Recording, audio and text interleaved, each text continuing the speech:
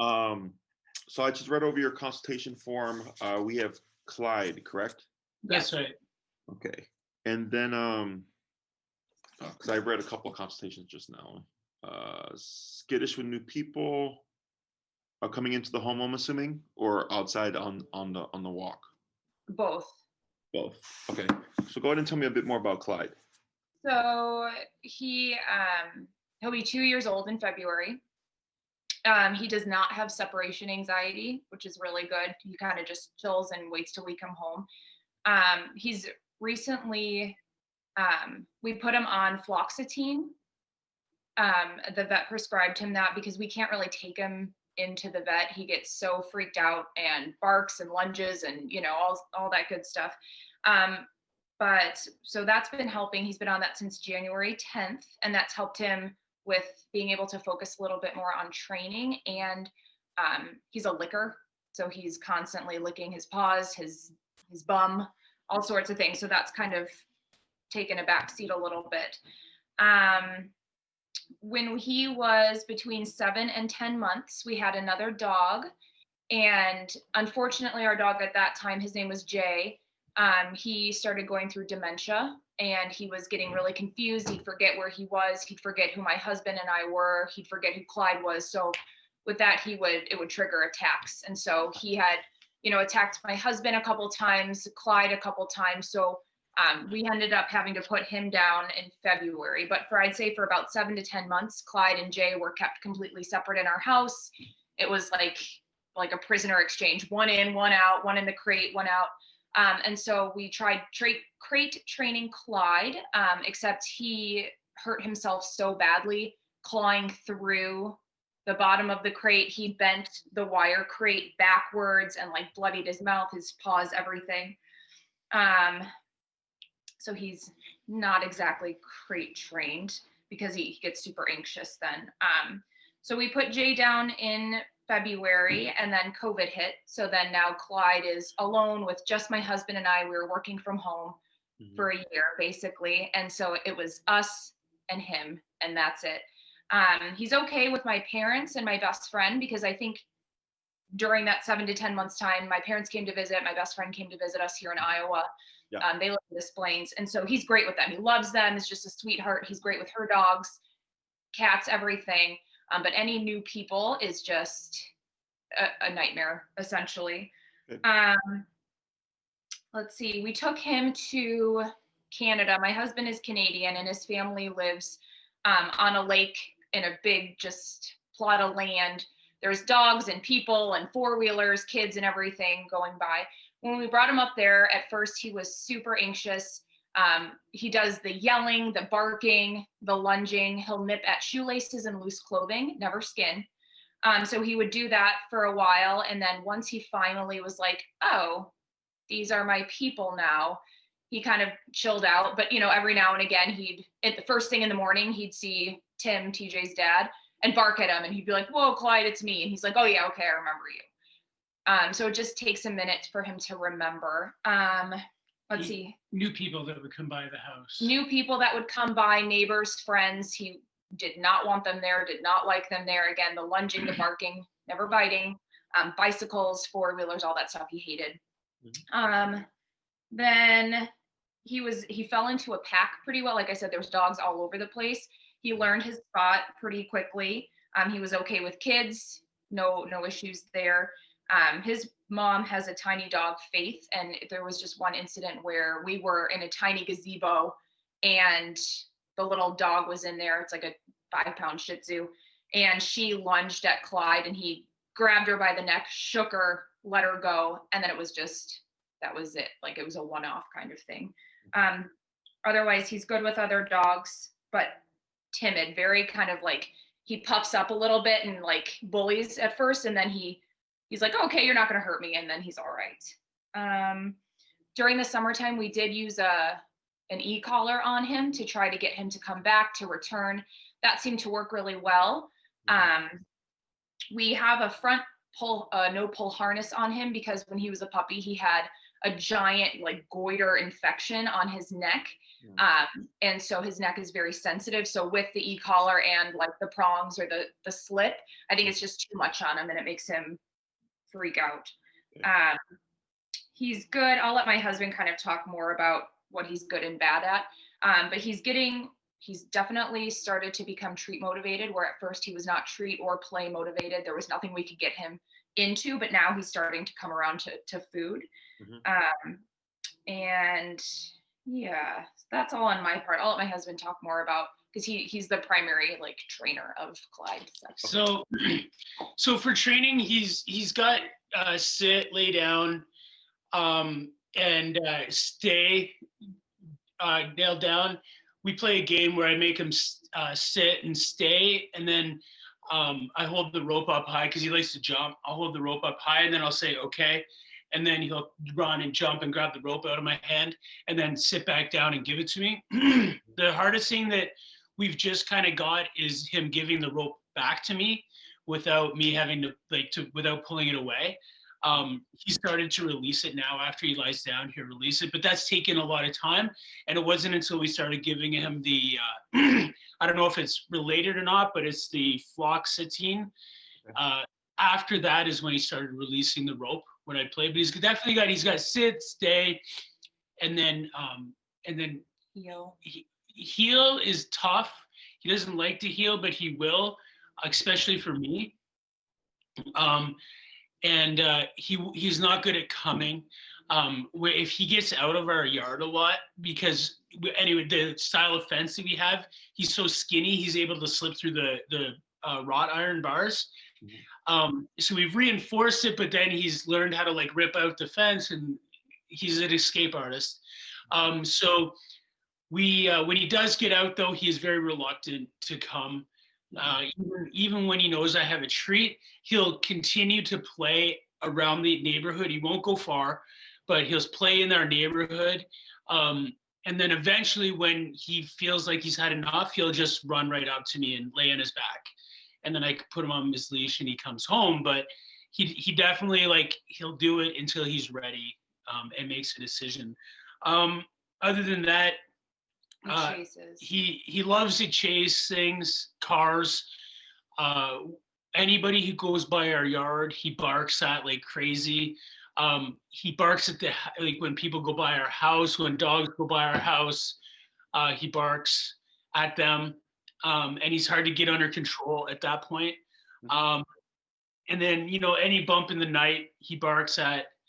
And then he was, before we started giving the fluoxetine, he's really bad at, when I get up at night, like say I get up to go to the bathroom at night, he'll bark when I go to come back to bed or growl at me.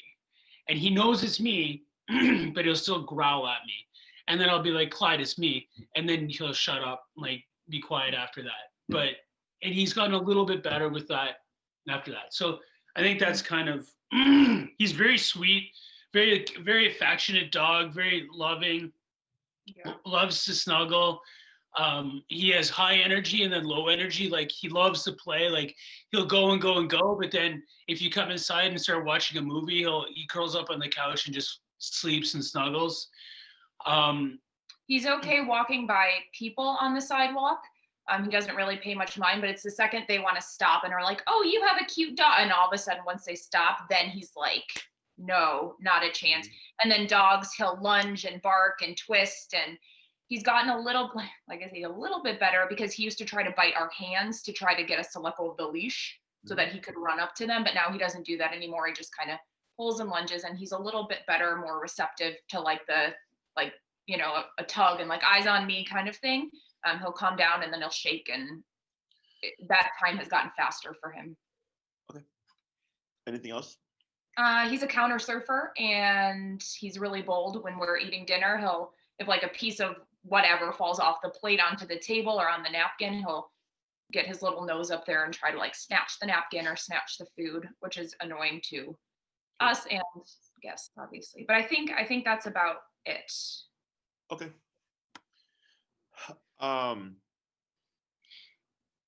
Do you know what your dog's primary problems are? Like what's fueling everything? I fear, I think it's just mostly like the people aspect of it, I think, is fear. But otherwise, I don't know. I would say like if like probably like lack of socialization has been a huge problem for him. And past experiences with dogs, like when we had our other dog, like I said, our old dog Jay, he would attack Clyde, not at first, but then after he got to be what, like 4 months old, 5 months old. Yeah, between 7 and 10 months. Yeah, so between Clyde's 7 and 10 months, Jay attacked him a couple times, and I think that and the way that Jay would play with him was also kind of more aggressive, and I think that might have had an effect on him, because otherwise, like, I mean, we have never been like, we've been strict with him, but not like physical with him. He's never had, since he's been like what I would say like an age in which he would remember, like when he was found on the streets, and he'd obviously been attacked by another dog, what would appear to be another dog, but he was very young, like a month old at that point, maybe 2 months tops. Sure. I don't think after that he's had a fairly trauma-free life, except for his experience with our other dog. Other than that, I can't think of any other significant things that are upsetting him in our household. Okay. It sounds like to me like you have a nervous and overstimulated dog. Okay. I don't think you should have so much of an anxious dog. Paw licking, and I think you said he was licking his bum as well. Can be signs of anxiety, but also it can be anxiety and overstimulation are kind of similar. So the reason why I say nervous is because when you said we can walk on past people, but the moment they say something to him, he barks, right? Or he reacts. Yeah. That's a nervous response. When you said when you had gone and he had met a bunch of people, and in the beginning he was very barky, but then he calmed down. But then when, like, if someone left and came back, he would trigger again. That's nervousness. It's classic nervous response. Okay. So fear, nervousness, and anxiety look very similar, but the way the dog responds is different. Okay. Because they all come from an insecure place. Anxious energy will not settle. They'll pace, they move around a lot, they pant, they salivate, the eyes are very big. So anxious energy won't stop moving. Kind of like with people, like when we get anxious, we fidget and we pace and stuff. Fear will bark and keep away. Okay, and they don't let things go. They'll just keep barking and staying away, and until the threat is gone, they don't really relax. Okay. So if you took a fearful dog and put them in a separate room and they know that the person that they're barking at is still there, they won't shut up the entire time until that person is gone. Okay. Nervous energy will settle when everything settles, right? When everybody's nice and calm and quiet. But then if someone stands up to use the bathroom, or if someone enters the room, or if somebody jumps up and claps, they blow up. Okay. Yeah, that's quite for sure. Yeah. So that's nervous energy. Okay. Overstimulated energy, I picked that up from when you said until the fluoxetine, he wouldn't really respond to food or like obedience training. And it's because his brain was so revved up that, so there's a lot of stuff here, but food is a stimulator. Okay. Food adds energy. Okay. And if a dog is already like energized and they're already like just kind of too far gone, they're not going to care about the food. Or if the stress levels are too high, they're not going to care about food. And this is not uncommon where the dog won't mind for the food at all. Or maybe the dog's just not food driven. That's also another possibility. So a lot of stuff that you're saying is, for me, a mixture of nervousness, overstimulation, maybe anxiety, but I don't really pick up much of that in what you've said. Okay. The one question I do have is when you said that little Shih Tzu had barked at him and he essentially corrected the Shih Tzu. Have you ever had another dog bark or lunge at Clyde and he didn't respond? or he just barked back or anything like that? Yeah, so when we're at his parents' house, his mom has two dogs. One's like a 120-pound lab, and she will correct Clyde all the time, and he just will back up and kind of lay down and stuff like that. So, Okay, so he does submit. oh yeah, and then Bronca's dog too. Like she's got a pom and a little Shih Tzu type thing as well, and he'll go and sniff and lick and bother them, and then he'll kind of turn around and like nip at Clyde, and he just will kind of like look back like entertained by it, and then kind of leave him alone for a minute. It's interesting because the pom has definitely snipped and growled at Clyde, and he didn't care. Like he didn't see the pom corrected Clyde, and then it's interesting, the little like Cookie, whatever she is, she's like she's almost identical to my mom's dog, a Shitty Poo, they're called, and it's a little tiny white dog, almost identical to my mom's dog. Never corrected Clyde, but Clyde pays it almost doesn't pay it any attention. Yeah, he treats them like he treats our cats, kind of just like with annoying like indifference. So, but he listens. I mean, it seems like he's listening to whatever they're putting out. Okay, so this Shih Tzu, right? That was his first time. Like, was that their first interaction, or had he been around the Shih Tzu and then that happened? No, essentially their first interaction. Okay, and he was like in a gazebo, correct? And she's a very like domineering little dog. Like she runs the household. Like you can't go near her food, you can't go near her toys. Like she gets really aggressive, and all the other dogs listen to her, like the big dogs. And we were inside this tiny little gazebo, and this is like essentially their first time meeting.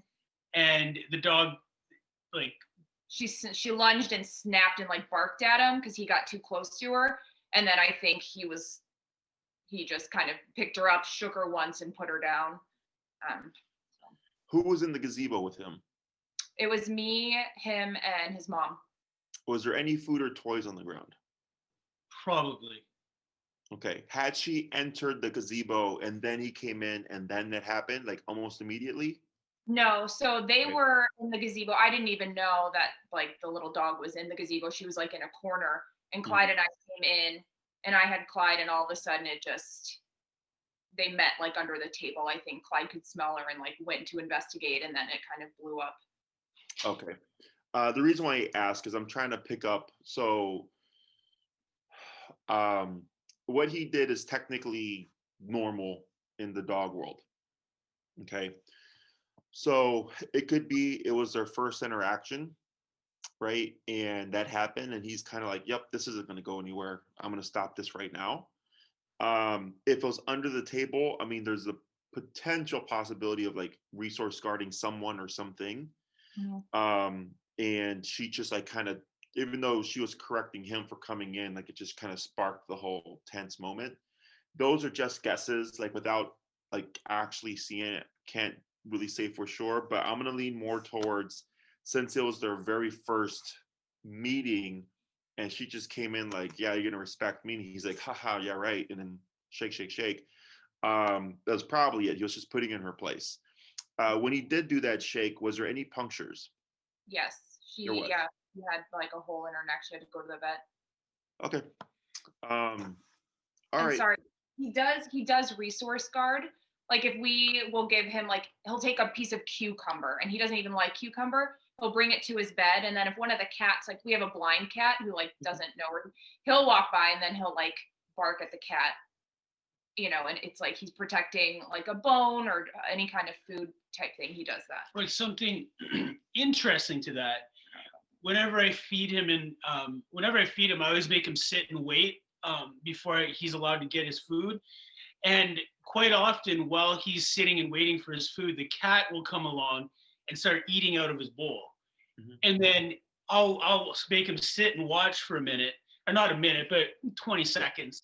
And the cat will take a couple nibbles, and he just sits and looks at me, kind of like, why is the cat eating out of my bowl? And then when I release him, when I say, okay, he goes to his bowl and just starts eating and doesn't even like acknowledge the cat. Sure. Yeah. I mean, so when it comes to resource guarding, like some dogs guard with like humans, but not dogs. dogs, but not humans, both, neither. Like let's say your dog, you could take whatever you want from him, but then I come over and try to take something from him, he might guard it. Okay. You know, so there's a lot of variables to it. One, that can also be a controlled context because you're present, right? Okay. And you said you back them off and you make them watch and stuff, and then you let them eat or whatever. So there's like more control over here, as opposed to like if he finds like a piece of cucumber, now it's like, hey, I got this, like Schmeagol or something from Lord of the Rings, and then he's like trying to protect it because it's like a one-off thing, So yeah, so that doesn't surprise me. Okay. But yeah, so that situation there, it's kind of up in the air, but those are like the possibilities that I kind of see in my head of why that happened. Because that's why I asked if there were any other times he was corrected by another dog, and did he submit or did he, protest and fight back? So, and it could be like with those dogs, if he's been around them several times, there's comfort there, where he like knows his place with them, so he accepts their correction. Whereas this dog, it was the very first interaction, and he was just like, yeah, this is not going to happen. So, have you tried working with a professional trainer before? No, we've called quite a few in our area, and basically like they wanted to do home sessions, but then they kind of stopped because of COVID. And then, Sure. we can't do group training because he's just way up here. Sure. So we've tried to contact a few, but with no luck. Okay. Are you guys out of the city? Yeah, we live in Des Moines, Iowa, which I know is weird, but we spend our summers in Des Plaines. Okay. So that sure makes sense. So you're trying to plan ahead, I guess, essentially. We had figured like, is a boot camp type thing the best for him? Or, we do have like 6 to 8 weeks in the summertime that we can kind of play with as well. So. Sure. Okay. So,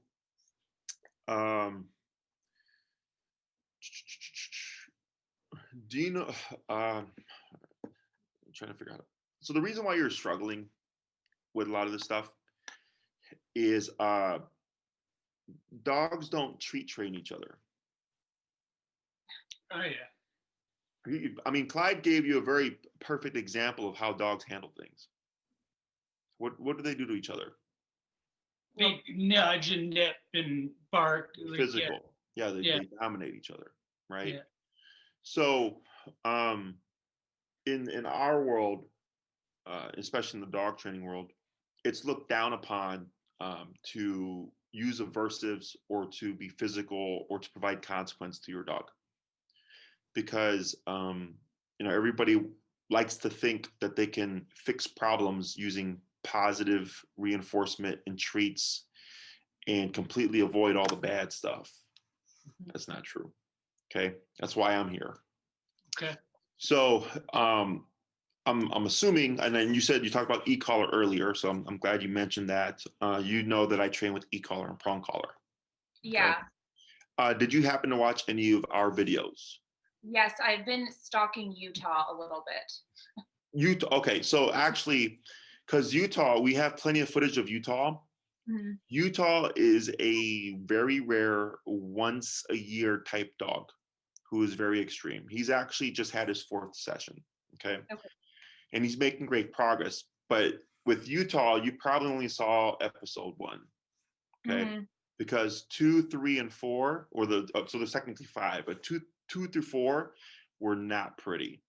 They were pretty bad. Okay. So I'm like, well, do I put this up and risk someone who's got an agenda taking this out of context and, making me look bad? Or do I finish the case and then cut and chop it and say, like, this is why I'm doing this? Because if I leave this uncut, to the untrained eye or to the unknowing person, this looks really bad. Okay. Mm-hmm. Yeah, I watched and then the first episode with him, and I was just noticing a lot of similar things, like the temperamentalness, like he's great with us and then not so great. So. But Utah is actually not like Clyde. Okay. Okay. Utah is actually just an asshole. Okay. Your dog is nervous. Yeah. And the difference is, a dog you should watch is Cashew. Okay. Watch Cashew. Okay. I took our consultation down because I have to chop it up. I think I'm gonna just put it back up because I don't have time to chop it up. But I would say check in by like Wednesday and search Cashew, watch her consultation, and you're gonna notice similarities to Clyde because she is a nervous dog. Okay, but her classes 1, 2, 3, and I believe 5 are up, and those are good to watch. So yeah, Utah is he's a jerk for the sake of being a jerk. Okay. Okay? And super resistant. And the reason why his video is not up, at least parts 2 through 4, are because I actually had to work with him because the owners, they couldn't. He was becoming highly agitated. He kept removing the muzzle. He kept rolling around, screaming at the top of his lungs like he was dying. And I had to go very high on the collar to break him. Okay, so my collar goes to 127. I think I ended up at 117 before he finally cut the crap. Okay, and then it's interesting because for 15, 20 minutes, it's a battle. And then once I break him, the rest of the class is perfect. And the owners are like, holy crap, like such the change. I'm like, yeah, because I finally broke the resistance. And then after that, he was difficult, but less and less difficult. But again, to the untrained eye or to like people who just don't know or don't want to understand how e-collar works and how dogs operate, it looks really bad. Okay. But at some point I'll get it up. So and Utah, like, and technically it's good to watch a dog like Utah because that's worst case scenario. And so when I work with dog owners, I try to always give them worst case scenario. And I tell them, if you're willing to do this and work through that, we're going to make progress. Because it would be a lie for me to tell everybody like, yeah, this is going to be smooth sailing and not a problem. And yeah, it should be, no issue. And then they come in and it ends up being really bad. And they're like, holy crap, Jesse, you lied to me. Right.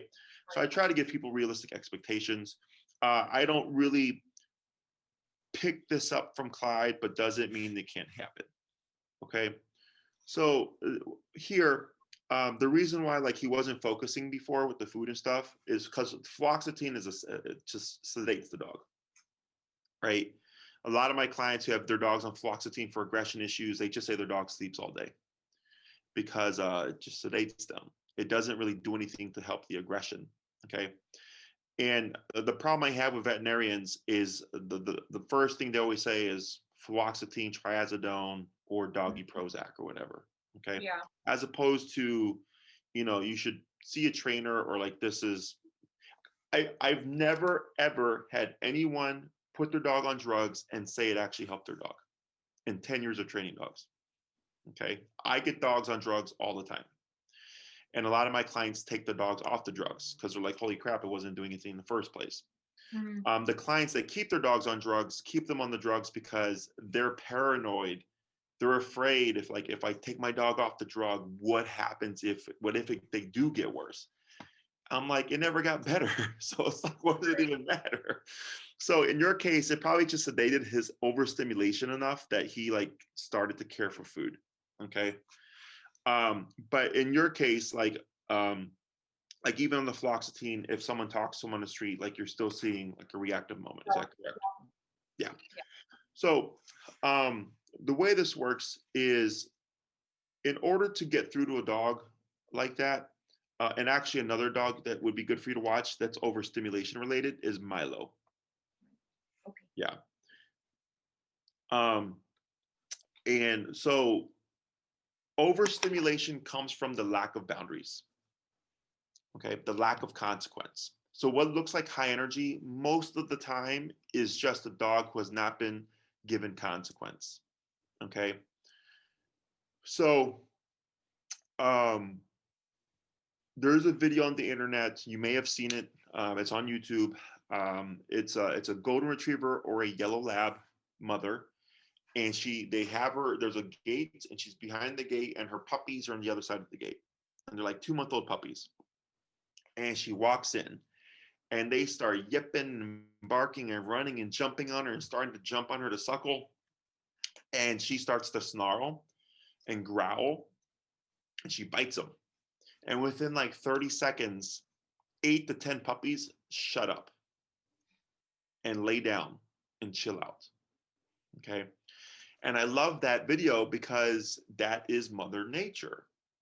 So most people go, oh, we have a 2-month-old puppy. They don't know right from wrong. You can't discipline them, right? But you absolutely can. And she is a perfect example because people always excuse things. Oh, puppies bite and they chew and they nip and they bark and they piss and they shit and blah, blah, blah, blah. And I go, yeah, if you let them. But if the mother dog or another dog decides we're not going to allow this to happen, they don't.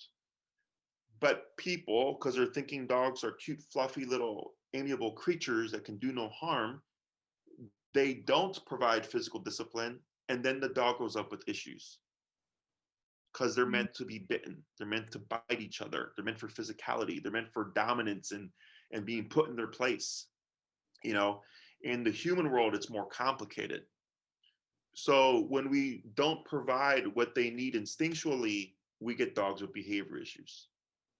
Okay. So, and it creates weak dogs because the physicality toughens them up. Mm-hmm. You know, because life is not going to be stress-free, not your life and not your dog's life. That's why he's nervous and reactive. The nervousness is a stress response, right? Anxiety is a stress response. Fear is a stress response. And how they respond to express that is like as another like kind of outlet. So there's like fight, flight, avoidance, submission, right, to things. And then you have what's fueling it: fear, nervousness, anxiety. So when we put a dog under pressure, is what we call it, is the pressure is stress, is we have to work the dog through it in order to learn how to handle it. Okay. Whereas positive reinforcement or other trainers or most people tend to avoid it. And it just makes the dog a bigger weakling, if you will. Okay. So here, the way and you have a number of things here, so I'm going to try to go through this. The first thing that we do, and if you look at our videos, almost always it's the heel exercise. Lesson 1 is almost always the heel exercise. Okay. The reason why we start with that is when we do e-collar, if you put an e-collar on a dog and you press the button and they feel it, the first response is typically to run away. They want to move. Okay. Get away from this thing I don't know about. So we use heel, which is a moving behavior, right? We're walking back and forth and putting the dog under pressure. So the dog gets to express their need to move in response to the collar, but we also teach it to guide them that you don't move away from me, you move to me or with me to turn the collar off. Okay. The other part of it is, let's say you take, and if you watch with Milo, like he's the perfect example because he starts like all the way up here and through the course of the class, he just comes down to here. Okay. Is what we're doing is the dog is without guidance and we're saying, don't do that, don't do that, don't do that, don't do that, can't do that, can't sniff that, can't pee on that, can't look at that, right? It's a bunch of don'ts.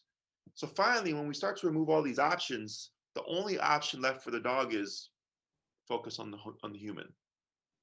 Oh, I'm supposed to follow you because every time I don't follow you, this negative happens. But when I'm close to you, the negative goes away, right? Is when they learn how to focus on someone, it helps them turn off the rest of the world, okay? Which helps them learn to turn off or just relax, okay? But it's the don'ts, okay? So the part of overstimulation, when I said is lack of boundaries, is there's too many options to the dog. So when you said when he gets out and you try to call him and he does his whole thing, right, where he does all that stuff, and then once he's satisfied, he's like, okay, my options are done. Now I'll come back. That's why that's happening, right? But if we remove all those options, all that's left is dad called me, I better come back. Okay.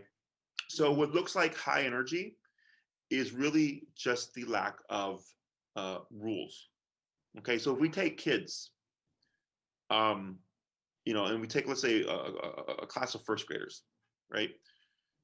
They go to school and it's early, the bell has not rung, kids are talking to each other, they're like making paper airplanes, it's loud, it's noisy, right?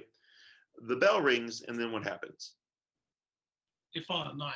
They fall in line, because bell rings means school is started. Now the rules of you can't talk to your friends, you have to sit at your desk, you can't make paper airplanes, you can't talk back to, like, all these rules kick into effect when the bell rings. Mhm. So now that we have rules, it allows the teacher to then educate, right? Because if the kids are shuffling around and being noisy and stuff, how are you going to teach? Right. Right? So when we work with dogs, we have to remove all those options, and then we can teach. Okay. So, and then once a dog starts to get their, how do you say, their needs fulfilled, which I mean discipline, physicality, they start to settle, they start to relax, they start to calm down. Okay. Now, in some cases, you might find the dog looks more nervous, anxious, or fearful. And the reason why that is we're not making the dog worse. It's the dog already is a nervous dog. E-collar is a stressor. So we're using a stressor to teach. So in response, we're going to see more nervousness. Okay. But the more that owner exposes the dog to a stressor, and the dog realizes how it turns on and how it turns off, and that they can actually control it, they get better. Okay.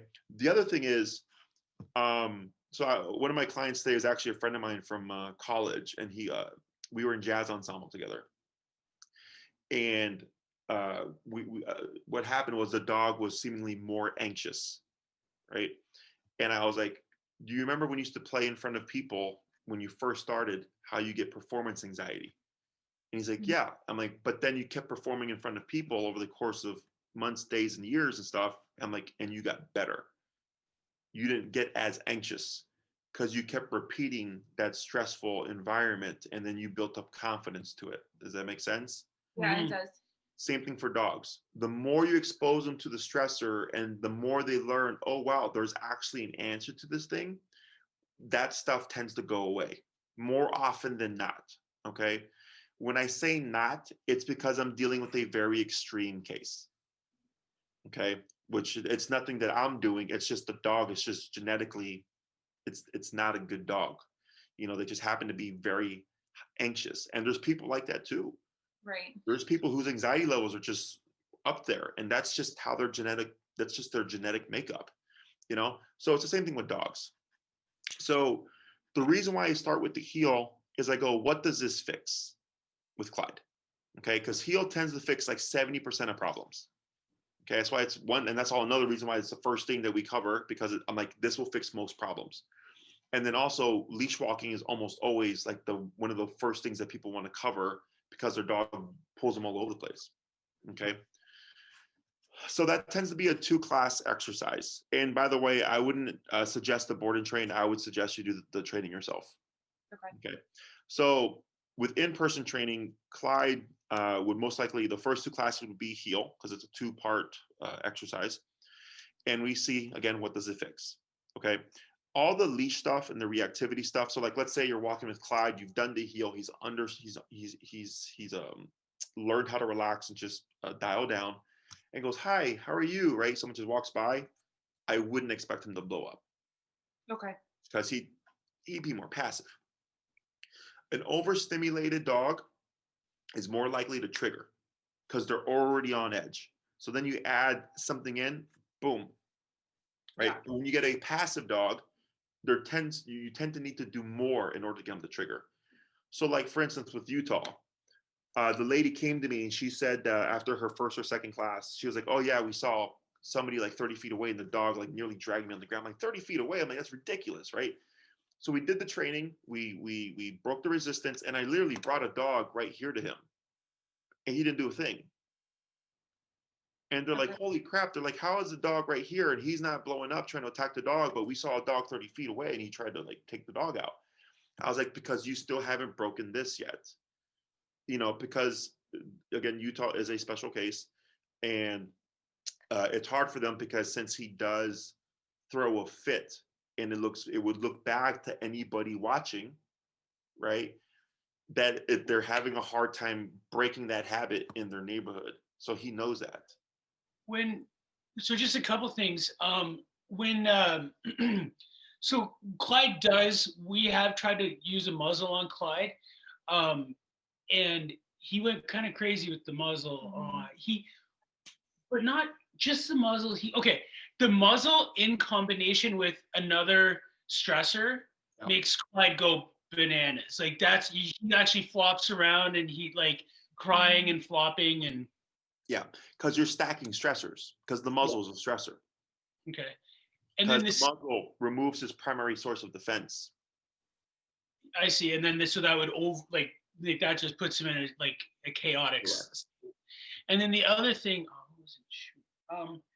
would it make sense that you don't want to, until you achieve the first goal, the first lessons of getting him to the point where he's responding to the heel. I'm assuming you wouldn't want to use the e-collar training when he sees a person. No, you can. Okay. But it wouldn't. So we would have to do the heel first before we do that. Okay. Okay. Because most people think when my dog does something I don't want, I'm just going to zap him. Right? Yeah. But if it's not been taught correctly, the dog doesn't understand why it's happening. Yeah. Okay. Because he has to learn how it turns on and how it turns off. Once he knows that concept, let's say we do the 2 classes and you're like, hey, Jesse, he's still lunging, for example, at like skateboarders. I go, no problem. It just means that this exercise isn't enough to override his discomfort with the skateboarder. Gotcha. Right? So then we start to correct things directly. Meaning, so we have direct and indirect. Direct is I walk into a home, the dog attacks me, okay? And I have a suit that protects me. Teaching this dog that it's attacking me how to walk on a leash is not going to stop the attacking. I have to directly correct the dog for attacking me to teach them that behavior is not allowed. And then I can teach them the obedience for control. In most cases, it's actually indirect. I'm going to teach Clyde how to heel correctly and focus, and it should indirectly affect the reactivity. Give him the skills that he can apply to other situations. Correct, because he needs a reference point. Yeah. Okay. So then once we have the reference point of how to turn off the pressure, if he does act out and I have to correct him directly for it, he knows what to do and get it in order to get it to shut off. Yeah. Okay. So for humans, we have aversives. Like I was raised old school, I was spanked. Okay. So if I talk back to my mom, if I bullied my little brothers, or if I didn't do my homework, spank, spank, spank. Right? One consequence to prevent me from repeating the behaviors again. Dogs are the same way. If Clyde were to bark at a dog, mount a dog, or jump at a dog, they might bite him for all 3 of those things to teach him, you're not going to do that to me. Gotcha. Okay? That's their language. So e-collar allows us to bite the dog at the press of a button, is how I explain it. Okay. Obedience, the heel, okay, the obedience of heel is not fixing the problem. It's the consequence, it's the biting him with the e-collar that's actually helping him. Okay. The obedience is simply for control. I see. Okay. So because if obedience was the fix for the problem, sit down and stay would have fixed the issues that you have.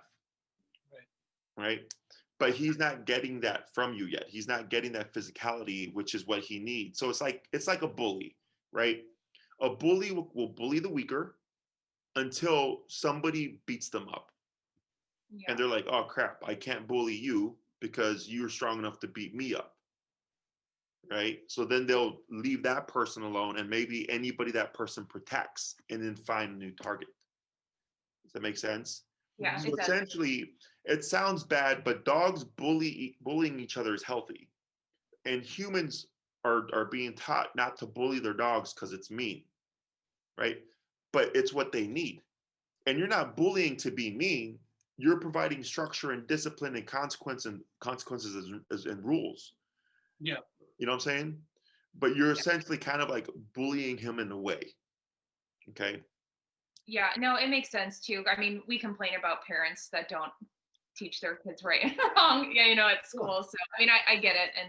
And that's a problem with schools now, because I've had so many clients that are teachers, and the way it works is parents discipline their children. That's parents' job. Kids go to school so school can educate. Mhm. But now schools are like overwhelmed with discipline and education because no one wants to discipline. But then when school disciplines the kid, parents are mad at the school for disciplining the kid. So it's making this very big problem, right? Does that sound familiar? It does, yeah. Yeah, we're both school teachers, so we. Because people are getting soft. Yeah. I Okay. agree. And it gets very complicated, but that's what we call social dynamic. Okay. And it's changing and changing, and so it's constantly changing. There's waves of positive reinforcement and waves of like positive punishment, so on and so forth. But it's being looked down upon to like provide physical consequence to a child. Like I believe you can even go to jail now or something. Yeah, for sure. Which is a problem, because yes, there are kids that respond well to scolding and grounding and stuff like that, like softer kids. But there's other kids that need, like myself, like I was spanked, and that's actually a big part of the reason why I'm so disciplined. Yeah, I definitely had a spoon with my name on it at my parents' house. Sure. So so this for you most likely like resonates, right? Yeah, it makes sense. I do have a couple questions though. Sure. If we go ahead and start maybe trying to do like the e-collar stuff here at home, would we continue his medication while we're trying to do like the heel training? So in my opinion, I just tell people it's not working, because if it was, we wouldn't be here. Yeah. Okay. And there's a whole conspiracy and like shit behind like the medicine industry, right? Because drugs are being thrown at kids and drugs are being thrown at dogs left and right. Yeah. Because people want the easy fix. Oh, I can give my dog a pill and it'll solve the problem. Sign me up. Right. But it doesn't. Well, our vet was mostly like it will help him be able to focus and check back in a month, and I definitely felt a hesitation with it because it to me it That's doesn't. good. Sure. Dosing up doesn't seem like the right thing to do. No. So I mean, I would be happy to stop continuing them. In terms of removing the fluoxetine, talk to your vet about it. That's out of my, realm of how do you say, expertise. But yeah, it's not. It doesn't seem like it's helping. And then trust me, when you see Milo's videos and Cashew's videos, you're gonna see the progress, and you're gonna go, oh shit, like this is what happens when you talk dog to dog. Right. Because you can't. Now I've been telling people, like, if you have someone who speaks only Spanish and you speak English, and you're trying to teach them something, how do you think that's going to go? Oh, terribly. Right. So we got to teach talking dog to your dog. Right. Okay. And we have a means of doing that. So once you're able to talk dog, then we make progress, and quick progress. Okay. Awesome. So first thing is, of course, the heel. 2 classes, we see what does that fix. Okay. The stuff that it won't fix would be, let's say you have a friend over and they knock and he blows up. Okay. Because that's a specific context that requires communication to tell them, like, hey, you need to chill out. This is my guest. Relax. Okay. Mm-hmm. In dog words, of course. Sure. So that's its own thing. Once we settle the brain down, then its guest comes in, he's chill. And let's say they're sitting down and like they stand up and move, he's gonna trigger, okay? Because nervous response.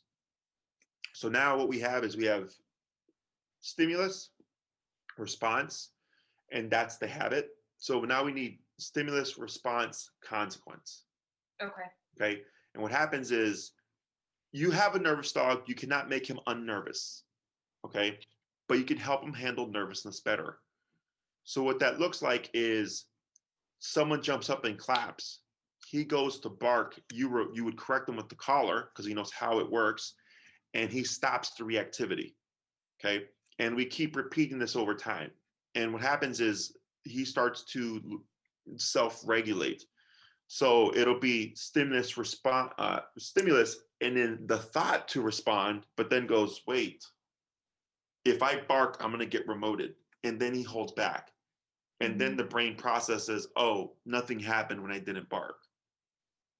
You see Nothing that? at all. Nothing. The thing that I was nervous about didn't happen. The only thing that I was really nervous about was getting shocked. And because I kept my mouth shut, I didn't get shocked. And Right. then also, that person didn't attack me or anything Yes. negative. Okay. Exactly, because it's the thought of something happening, right?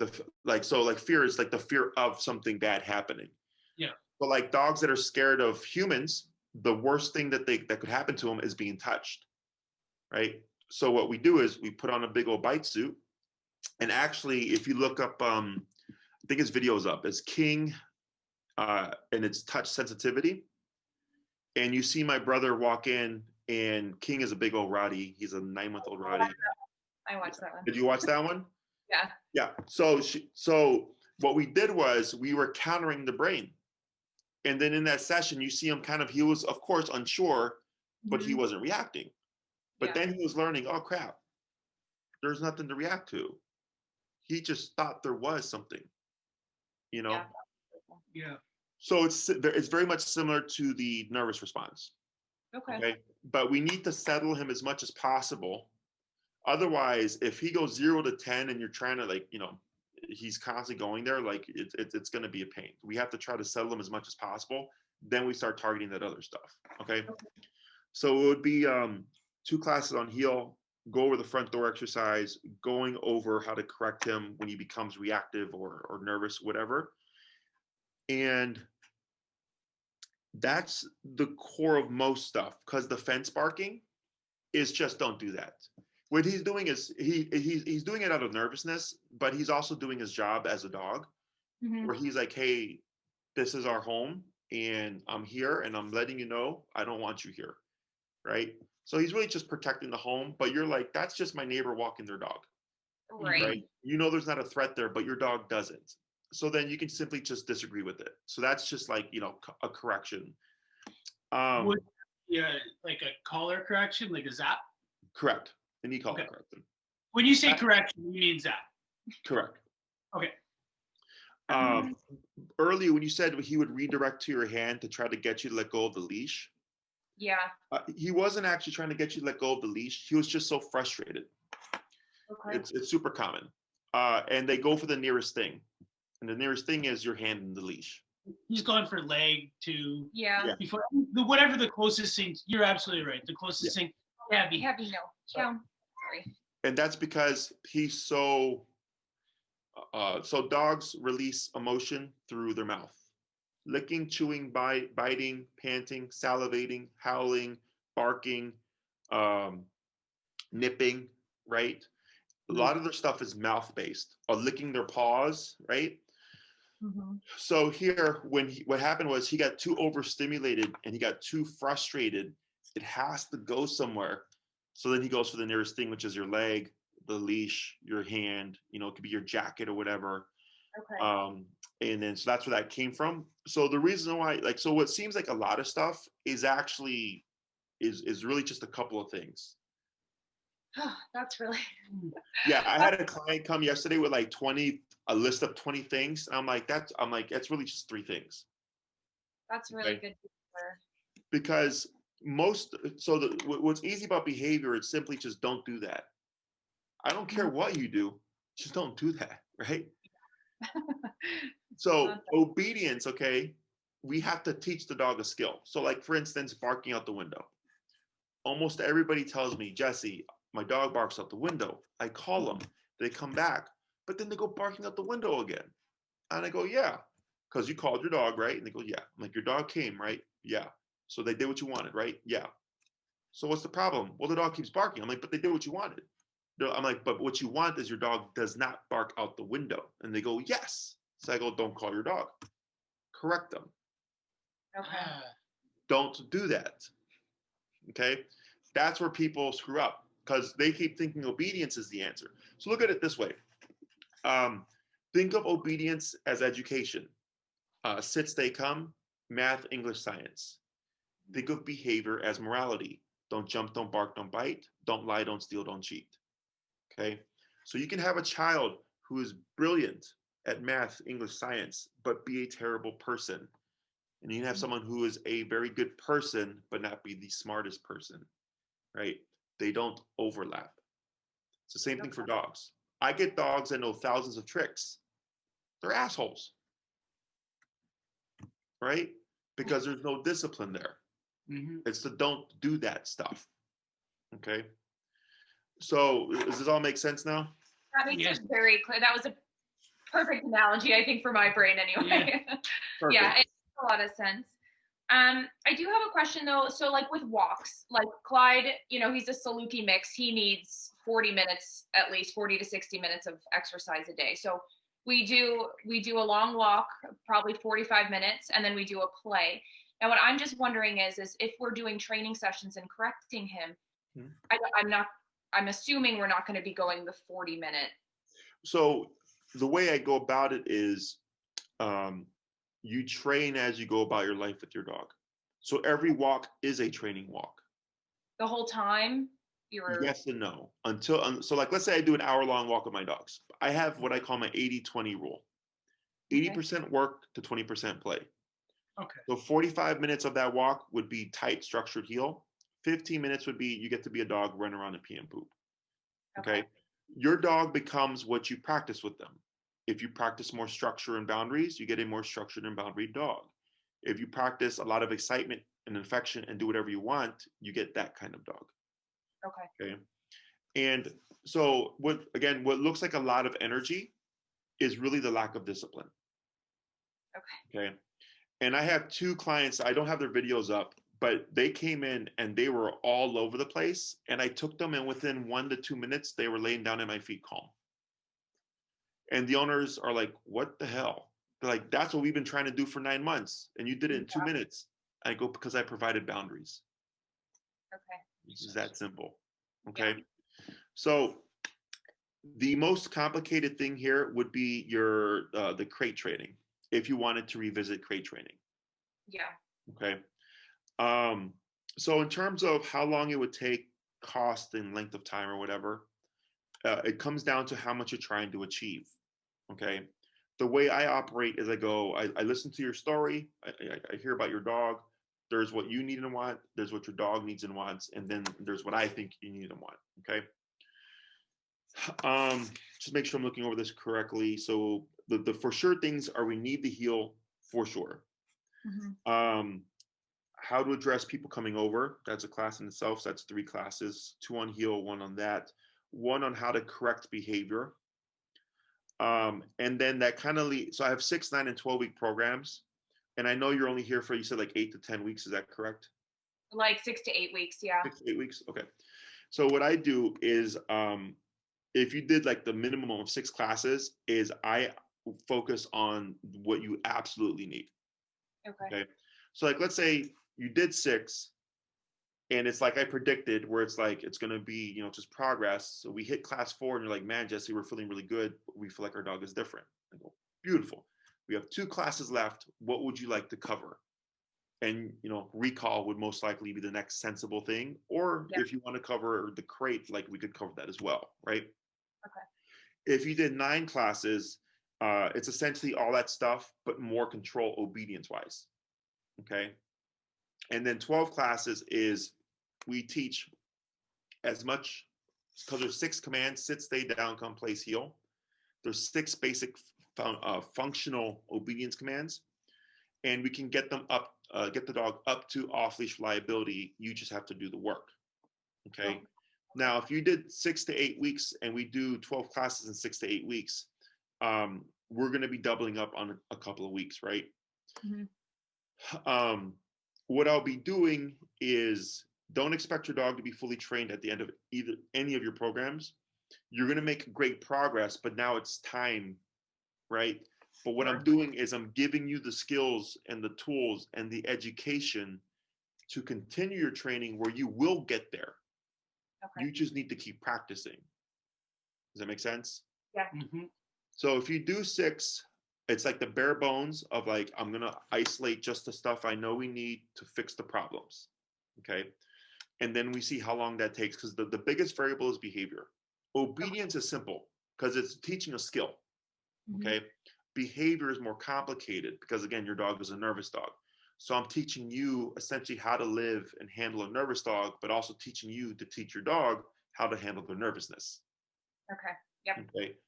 So, questions. If we did the so if we did like a 12-week program and we tried not to do it like a set, basically, could we do weekend training? Yeah. Like, are you? Yeah. Okay. Because that would be an option. We could, if we had to, we could go back. Yeah. to So Chicago. we're about a 5-hour drive away. So I mean, it's certain like we can do like weekend stuff too, like starting sooner than June. You know. Oh, I see what you're saying. Yeah. And when it comes to my style of training, you don't have to go week by week. Oh, okay. So, because I get clients that worry about like, oh, Jesse, you know, like because I get clients that they have rotating schedules. Sure. So sometimes our calendars don't line up. So I won't see them for 2 to 3 weeks, but I tell them it's not bad. I'm like, the more time you have to practice, the more information you're going to have for me when you come back. Awesome. Okay. Yeah, then So, we could probably start sooner than summer, depending on if our schedules line up. yeah, if you're making a 10-hour round trip, you know, yeah, you can put some time between it. Well, Okay. we got weekends, we got much break. Yeah, for sure. Okay. Yeah. So yeah, whatever length of time you choose, I don't care. Okay. But at bare minimum, 6 is where I feel like we can get a bulk of that stuff done. And then if you're like, yeah, our life is peaceful now, thank you. I'm like, great. You know, thank you for the opportunity. If you're like, no, we would like to know more, then you can obviously do longer. We can add on then. In terms of the collar that you'll need, what kind of e-collar did you get? I can show you. It is a dog care model TC01. Here. All right. It is a dog care dog training collar TC01. How long ago did you get that? How long? We got this back like in the fall, I think. Yeah. It's this guy right here. Okay. There's like that. And then it has a remote. And then this is what this. And how much did you pay for that collar? Like 120 maybe. Okay. I'd sell it. Okay. If you look at our collar and remote compared to yours, it'll make yours look like a toy. Okay. Okay. What's the name of this? So how much does Clyde? Clyde is 2 years old. How much does he weigh? About 56 pounds. 6 pounds. Okay. What I'm going to suggest is the Doctra Black Edition. Okay. And Maria would send you this info, but if you look up Doctra Black Edition, okay, it's a newer collar. It's meant for 70-pound dogs and over. Okay. The reason why I'm saying that collar is because when we do dog training, people don't account for stress levels in emotional state or mental state. So like, let's say for whatever reason, he's like in high anxiety or high nervousness or just like gone. We need to override him with power. Okay. And I've had dogs on other collars that we could be maxed out and the dog does not care. Because that happened with Nick and Jim when they were here last time, right? Yeah. So we have tried to do the collar, the e-collar training before, and he was responsive, like with barking at the fence. Mm-hmm. He was really responsive to that. Like the first time we ever shocked him, he jumped like 3 feet in the air and peed himself. Okay. And then after that, he was fairly responsive to it because we were doing like a beep and then a shock. Right. And it got to the point where the fence, we could beep him and he would come right back because we'd beep before we shock. Anyways, but then we had friends over and we tried to. It just didn't work. We tried to use it and no matter what, he didn't respond to it. Correct. Yeah. And it could be power or it could be it wasn't fitted correctly. Mm-hmm. But regardless, with a professional, with the Doctra, what I call professional grade e-collars, they feel very different than those types of collars. Okay. Because it's meant to, it's not so much meant to be a shock. It's meant to be a muscle contraction. Okay. So my consult after you is actually here. Okay. So what I would suggest is, a minimum 6, 9, or 12. If you want to achieve more with your dog, you can do 12 or whatever. But at minimum 6 to fix, not fix, but get the bulk of information that you're going to need to get a lot of this stuff out the way. Okay. Awesome. Okay. And then Cashew and Milo, great client videos to watch because they're clients that have actually been doing the homework and you see them progress really well. Okay. Great. So that'll give you an idea of what I would expect from Clyde. Okay. Of course, until I work with him, I won't know for sure, but those are very similar cases to most likely what you're dealing with. Okay. Awesome. It was a pleasure, guys. If you have any questions, just shoot us an email. Maria will get back to you. And if she takes a little bit, don't worry. We've had a ton of new consults and clients coming in the new year. So she's trying to catch up with everybody. Okay. No problem. Awesome. Thank Thank so you. much. Take care. All right.